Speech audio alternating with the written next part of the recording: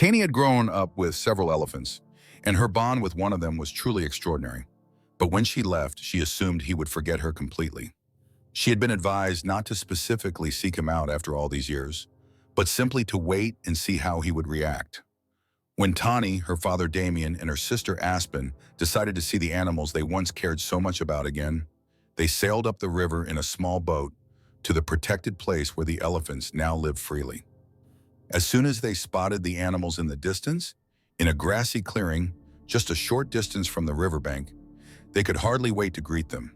But they had been warned not to get too close to the elephants.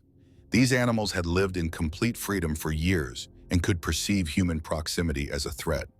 But Tani felt deep down that she had not been forgotten. In her heart, she believed the elephants still had the same warm memories of her, just as she did of them. To Tani, they were family, but these elephants had now formed herds of their own.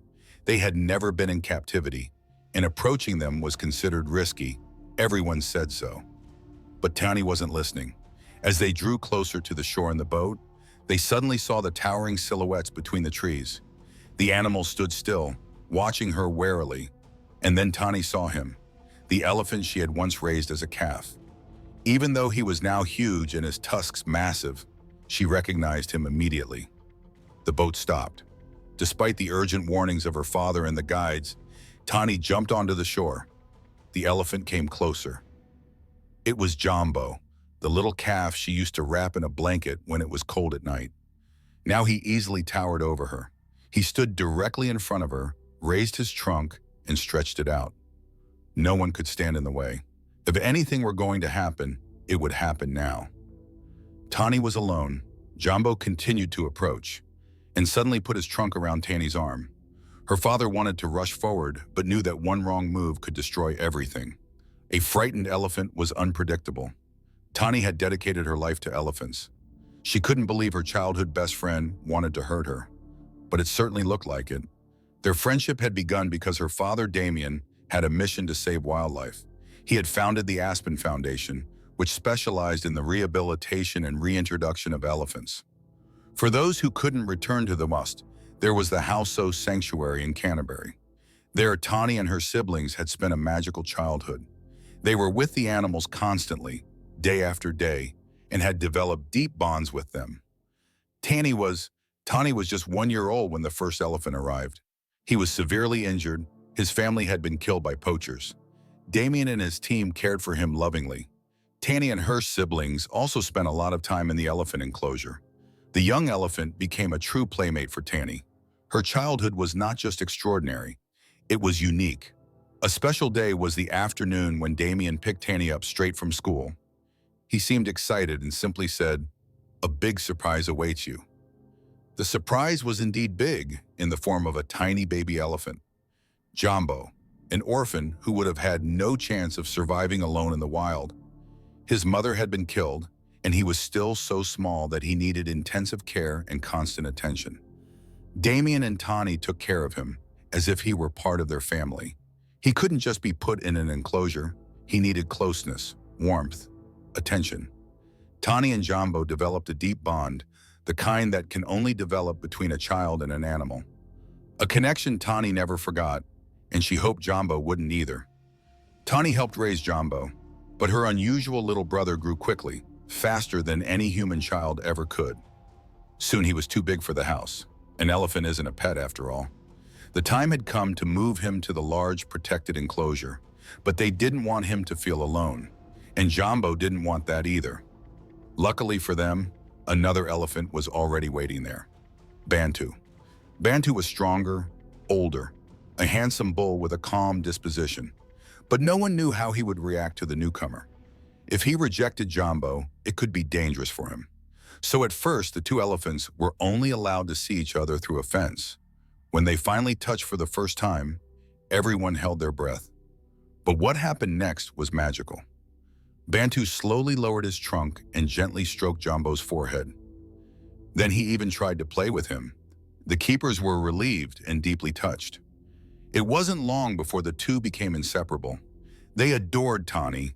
When she came to them, they both ran to the fence, pushed their trunks through the bars, called softly, and never let her out of their sight. And best of all, there was no jealousy. Tanny was allowed to play with both of them, just like they used to, as if they were still the little babies they once were. But the outside world saw things differently. Tani was used to entering the elephant's enclosure and being with them at any time. When a team of photographers visited the zoo to capture their unique bond, she acted as usual. She simply walked up to Jumbo and Bantu. But instead of generating enthusiasm, this sparked a storm of outrage. People were furious that a young girl was so close to these massive animals. Allowing children to interact with elephants without any safety precautions caused a storm of outrage. The criticism was so fierce that the zoo received an official warning. If it didn't implement stricter safety measures, it faced immediate closure. Suddenly, Tanny was forbidden to touch Jumbo and Bantu. She was only allowed to see them through the thick glass of their enclosure. Although Tanny was now old enough to understand that this decision didn't come from her father, she was still too young to fully understand the public's fears for her safety. But the elephants certainly didn't understand. They simply wanted to continue playing with their friend, like they used to. Their sadness was obvious. The daily encounters became a silent pain for both of them. After school, Tanny often sat quietly on the steps in front of the protective enclosure. As soon as Jumbo and Bantu saw her, they rushed over. Jumbo often bumped the glass with his trunk, making soft, humming noises. Tanny placed her hand against the glass. Jumbo did the same on his side, as if to comfort her. They both knew they wanted to touch each other, but the separation wasn't just a safety issue. It was also necessary to prepare the elephants for their ultimate goal, a life in the wild. Jumbo and Bantu were now big, strong, and ready to return to Africa. Damien and his team therefore began to gradually reduce all human interactions. The elephants had to learn to be elephants again. A few months later, the time had come. Jumbo and Bantu had successfully completed their wilderness training. They now knew how to navigate the wild, how to forage, how to recognize dangers, and how to behave in a herd. Damien had been working toward this moment from the beginning.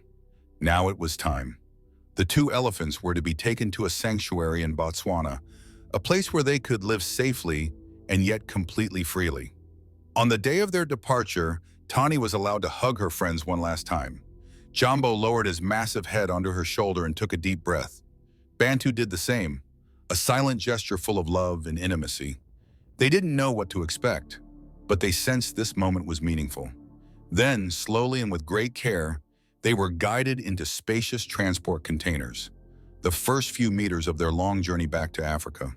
For Tani, it was a bittersweet farewell. She knew it was the right path, that they would finally be allowed to live the lives they were meant to. But it felt like she was losing two family members, perhaps forever. The years passed. Damien traveled to Africa one day to check on them. The good news? They were doing great. Jumbo and Bantu had joined a wild elephant group. They were living the way elephants should, free, proud, and part of a natural cycle. As Damien watched the two of them surrounded by their new family, he knew that every effort, every pain, every tear had been worth it. For Tani, however, it was harder. Tani could hardly believe that her old playmates had completely forgotten her. It had been over a decade since Jumbo and Bantu had returned to Africa. Reportedly, the two elephants had fully adapted to life in the wild.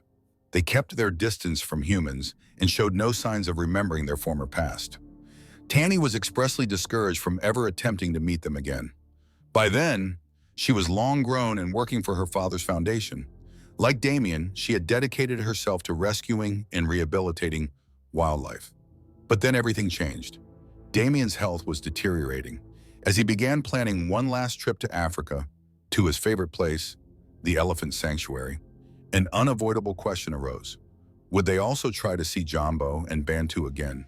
The journey to reunite with the two elephants in their new herd was long and arduous, not for an older man.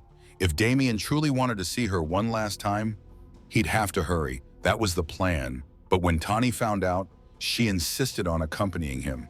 She needed to know how Jumbo, the elephant she'd raised as a baby, had developed. He was a part of her soul. Tani was excited, full of hope. But surprisingly, everyone around her strongly discouraged her from traveling. It had been almost 20 years since she'd last seen the elephants. They were much larger now, completely wild, and possibly not the same. They told her she would be disappointed, that the encounter could destroy the precious memories she carried with her. But Tani ignored the warnings. She didn't want to let her father travel alone, and she needed to know if Jumbo and Bantu still knew her. Damien was the only one who understood her. He nodded and said quietly, "Even if they don't recognize you, you will find peace when you see them free and happy." Shortly afterward, father and daughter set out on their journey. The first part was flying to Botswana, but there were no roads or airports near the national park where the elephants lived. To get to them, they had to drive an off-road vehicle over bumpy tracks until they finally reached the base station. They stayed there for a few days to acclimatize. From there, they would make several attempts to find the elephants because it was uncertain whether they would encounter them immediately. And then, on a still, golden morning, they boarded a small boat and slowly sailed down the river into the green, breathing heart of the forest. Upon their arrival, the sanctuary's guides explained the rules. Tani and Damien weren't allowed to simply approach the elephants. The rangers would closely observe the animals' behavior, and only when they were sure there was no danger would father and daughter be allowed to approach. Under no circumstances were they allowed to touch the elephants or interact directly with them. Jumbo and Bantu, once so gentle, were no longer considered tame. They had lived in complete freedom for years. No one knew how they would react to humans today. But as the small boat glided slowly along the river, something happened that no one had expected. Something moved among the dense branches of the jungle. Faces, large, familiar silhouettes, peered through the canopy. The elephants watched them, curious, alert, silent. It was as if the animals were as curious about the visitors as the visitors were about them. Tani gasped softly as she recognized two figures in the shadows, larger than before, but unmistakable. Jumbo and Bantu. They had changed greatly. Their bodies were massive, their tusks long and powerful, but their movements, their gaze. Tani's eyes filled with tears. She had found her old friends. Then, completely unexpectedly, Jumbo stepped out of the thicket. He walked slowly toward her, his trunk raised, as if searching for something. Tani felt her knees go weak. She looked him straight in the eyes and knew in an instant he had recognized her. Jumbo stepped even closer, and without hesitation, he lowered his massive head and gently placed it on her forehead, just like back then when they said goodbye. Tani raised a trembling hand and gently stroked his forehead, just like she used to when he was frightened as a calf. Jumbo snorted softly, gently rubbed his trunk against her arm, and rested his head on her shoulder. It was a greeting, a recognition. Shortly after, Bantu approached as well. He watched Tani for a long time, as if to be absolutely sure, before gently touching her face with the tip of his trunk. Damien stood there, petrified. He could hardly believe what he saw. The elephants. They hadn't forgotten them. They came closer, trumpeting softly, even playfully, and touched Damien as well. It was obvious. These animals remembered. Those who had once given them closeness, protection, and love. The rest of the elephant herd remained on the sidelines. They seemed to sense that Jumbo and Bantu needed this moment for themselves, a reunion between family. Tani and Damien now stood in the middle of a group of wild elephants, a sight indelibly burned into their hearts. The rangers were speechless. They had never expected that animals that had so fully returned to the wild would show such deep emotional bonds with humans. But the evidence was there before them. Alive, breathing, feeling. Especially Jumbo. He never left Tani's side. Aya, the way he looked at her, the way Jumbo looked at her, the way he moved, the way he leaned his head on her shoulder, all of it was more than just a memory. It was true love. But finally the moment came when they had to return to the boat. Jumbo and Bantu made soft, muffled noises, sounds full of melancholy. It was as if they understood that they would lose their old friends again. Tani found the farewell incredibly difficult, but she knew she would carry this moment in her heart forever. The next morning, they were given permission to go to the elephants one last time. The rangers allowed them one more day, one last, to spend time with the animals. A gift. The second farewell was just as heartbreaking as the first. And when they finally set off again, their hearts were heavy, but at the same time filled with deep happiness. For they had felt the connection once more. Tani knew this might be the last time, that there was no guarantee of a reunion. The elephants felt her pain. They hesitated. They stayed close to her. Bantu repeatedly hugged her with his trunk, holding her tight, almost defiantly. He was no longer the gentle giant he once was, but his affection was unmistakable. He didn't want to let her go. Tani's eyes overflowed. She gently stroked Bantu's forehead and whispered words of thanks as she slowly pulled away. Then she turned to Jambo, her first baby. The little elephant, who had once fallen asleep wrapped in a blanket on her chest, was now a massive bull. But to Tani, he was still the same. She wrapped her arms around his neck. Jambo laid his head on her chest. Tani kissed him on the forehead and whispered, "I love you." One last moment, bitter and sweet. Then, with trembling steps, she climbed into the small boat. The elephants remained on the bank, still, alert. They watched the boat glide slowly down the river. Their large, dark eyes reflected a mixture of confusion and sadness. But Tani knew she would never regret this trip. She was infinitely grateful that she hadn't listened to those voices that had advised her against it. It was an experience she wouldn't trade for anything in the world.